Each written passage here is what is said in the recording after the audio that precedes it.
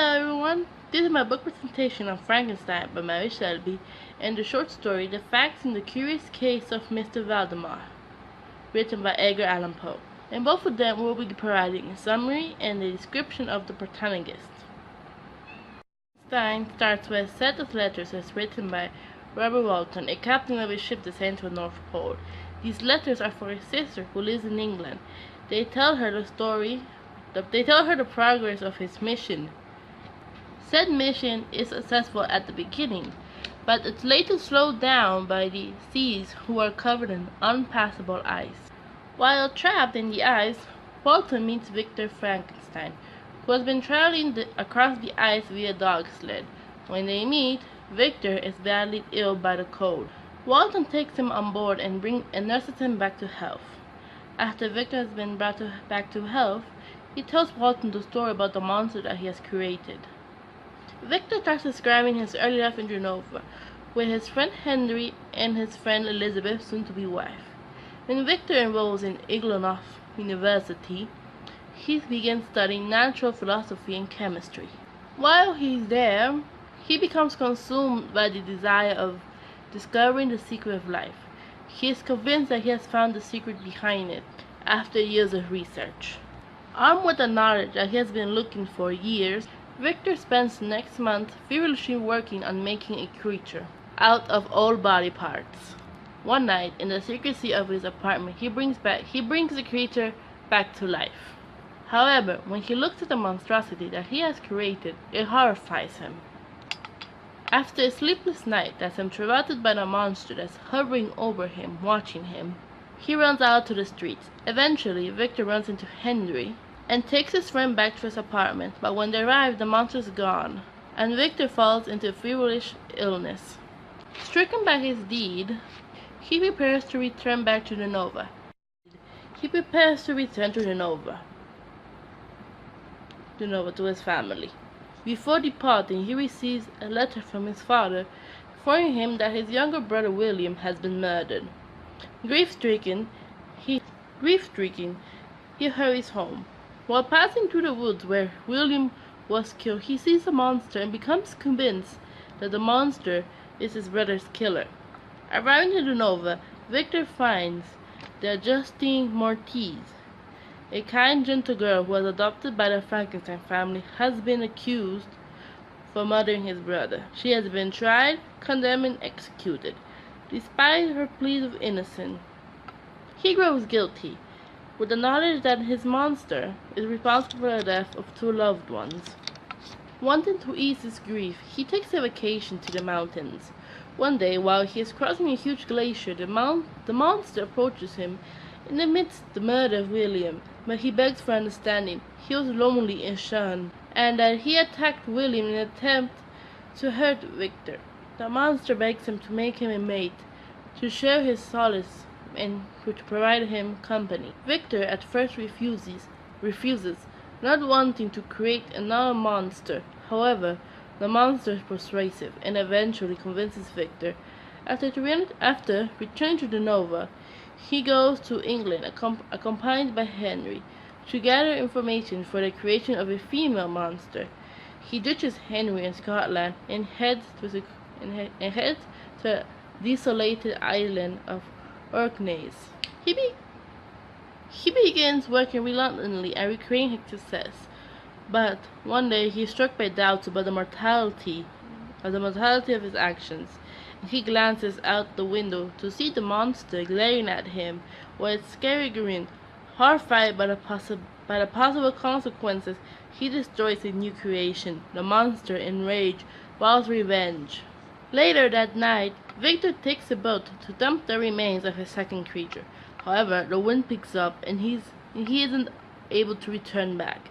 In the morning, he finds himself ashore near an unknown town. When he lands, he's arrested for the murder of Henry, his friend, and is going to be tried. But when he sees the body, he's shocked to see the marks of the monster's fingers on his neck. He falls ill and is kept in the prison until his recovery, after which he is acquitted of the crime. After returning to Genova, he marries Elizabeth, Fearing the monster's vow for revenge and suspecting that he'll be killed on his wedding night, he's cautious when he sends Elizabeth away to wait for him. While he waits for the monster, he hears Elizabeth's screams and realizes that the monster was not trying to kill him but was going after Elizabeth.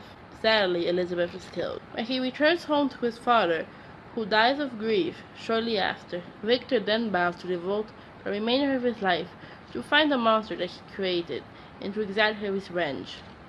After that, he departs to begin his quest of hunting down the monster. He tracks the monster up north into the ice in the dog sleigh.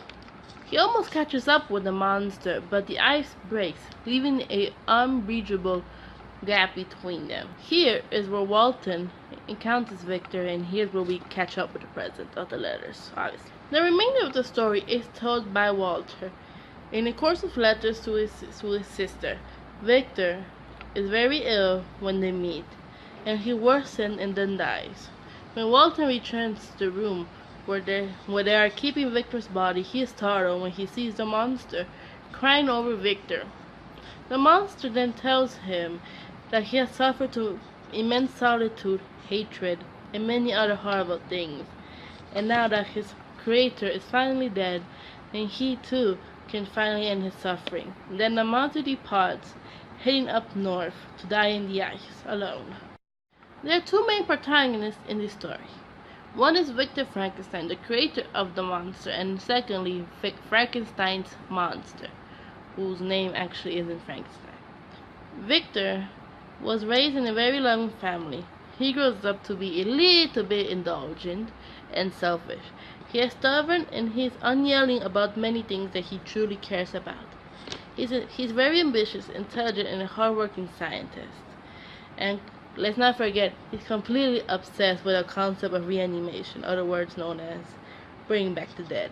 The monster, we have a lot of physical descriptions of him.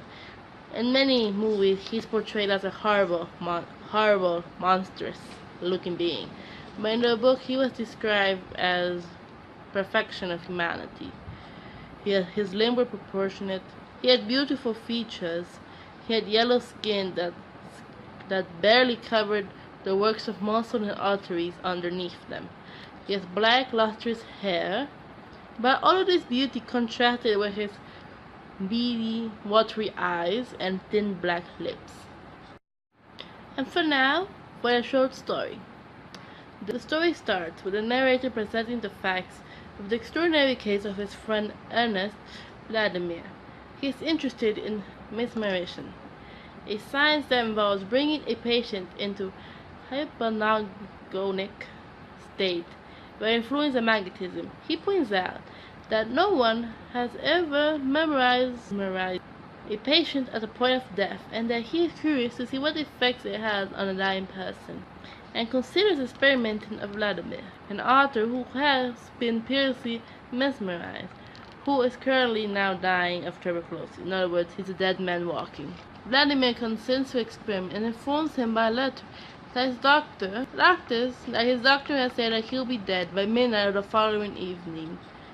His two physicians inform the narrator of their patient's poor health.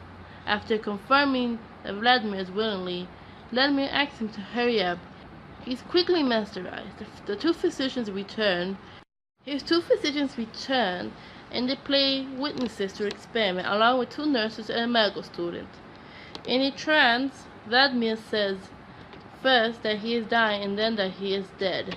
He's left in a mesmeric state for 7 months, checking on him daily.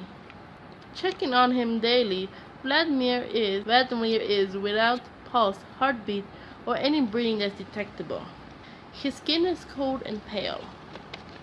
The narrator tries to awake Vladimir, asking him questions, which all are answered with difficulty, as his voice hurts his throat and his tongue is asleep, and his jaws and lips are frozen from death. Between trance and wakefulness, Vladimir begs to be put back to sleep or to be awoken. As he shouts "dead, dead" repeatedly, he is brought out of his trance for only his body to quickly decay into a liquidly grotesque substance. The narrator. He's a static character and does not change throughout the story. Sadly, there's no physical description given of him in the story, or any background description either.